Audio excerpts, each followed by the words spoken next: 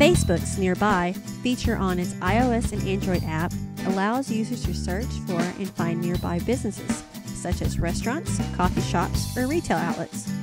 Businesses are sorted based on recommendations, check-ins, and likes of the user's friends. When the user selects a business, details about the business appear, as well as friends who've checked in that location. This has important implications for your business and its ability to attract new customers.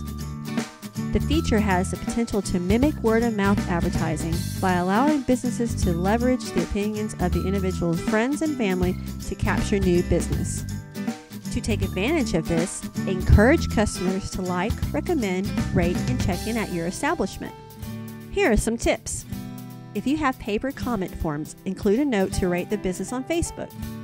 Reach out to people through traditional and digital signage. Establish loyalty programs that encourage social sharing and promote brand awareness within your community.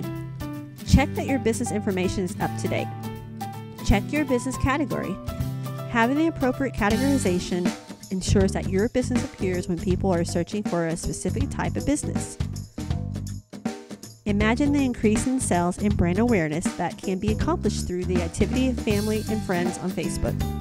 Leverage Facebook's Nearby to increase the digital engagement of your customer base and to expand it. Thanks for watching.